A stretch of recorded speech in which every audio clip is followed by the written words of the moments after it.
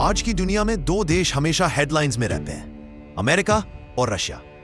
दोनों के पास सबसे ज्यादा न्यूक्लियर वेपन्स हैं, मिलिट्री स्ट्रेंथ अनमैच्ड है और ग्लोबल पॉलिटिक्स इनके बिना सोचना मुश्किल है। लेकिन सबसे बड़ा सवाल यह है, क्या इन दोनों के बीच कभी वर्ल्ड वॉर 3 हो सकता है? और अगर हुआ तो इंडिया की भूमिका क्या होगी? यूक्रेन वॉर के बाद रशिया और अमेरिका के रिश्ते अब तक के सबसे निचले स्तर पर हैं। नेटो के सैंक्शंस, रशिया की काउंटर वार्निंग्स और न्यूक्लियर थ्रेट की बातें, यह सब दिखाता है कि टेंशन कितना बढ़ चुका है। लेकिन क्या यह सिचुएशन एक बड़े ग्लोबल वॉर में बदल सकती है? एक्सपर्ट्स का मानना है कि वर्ल्ड वॉर 3 की पॉसिबिलिटी को इग्नोर नहीं किया जा सकता, लेकिन डायरेक्ट वॉर होने की चांसेस अभी भी कम है। इसकी सबसे बड़ी वजह है न्यूक्लियर डिटरेंस। दोनों जानते हैं कि अगर किसी ने न्यूक्लियर वेपन्स का इस्तेमाल किया तो दूसरे का जवाब भी उतना ही डिस्ट्रक्टिव होगा और इसके बाद पूरी दुनिया बर्बाद हो सकती है। इसी वजह से रशिया और अमेरिका ज्यादातर इनडायरेक्ट या प्रॉक्सी वॉर्स लड़ते हैं, जैसे यूक्रेन, सीरिया या साइबर अटैक्स के जरिए। अब बात करते हैं इंडिया की।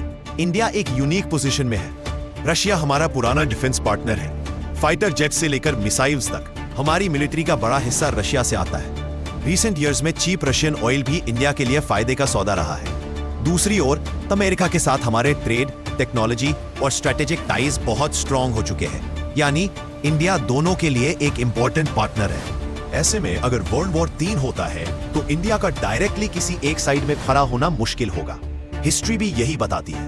कोल्ड वॉर के दौरान इंडिया ने नॉन अलाइंड मूवमेंट का हिस्सा बनकर न्यूट्रल स्टैंड लिया था। आज भी इंडिया का फोकस अपनी इकोनॉमी और डेवलपमेंट पर है, ना कि दूसरे देशों की लड़ाई में कूदने पर। लेकिन अगर वॉर एशिया तक फैलता है या इंडिया की सिक्योरिटी डायरेक्टली खतरे में आती है तो इंडिया को टफ डिसीजंस लेने पड़ सकते हैं। फिलहाल इंडिकेटर्स यही दिखाते हैं कि इंडिया अपनी डिप्लोमेसी, डायलॉग और बैलेंस का इस्तेमाल करेगा ताकि डायरेक्ट वॉर में शामिल होने से बच सके।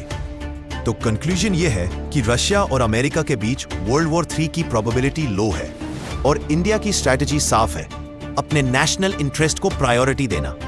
लेकिन जियोपॉलिटिक्स हमेशा डायनामिक रहती है और फ्यूचर में कुछ भी हो सकता है। आपको क्या लगता है, अगर कल को वर्ल्ड वॉर 3 शुरू हो जाए तो इंडिया किसका साथ देगा? अपना ओपिनियन कमेंट्स में लिखिए। और अगर आपको यह एनालिसिस पसंद आया हो तो वीडियो को लाइक कीजिए, चैनल को सब्सक्राइब कीजिए और बेल आइकन जरूर दबाइए।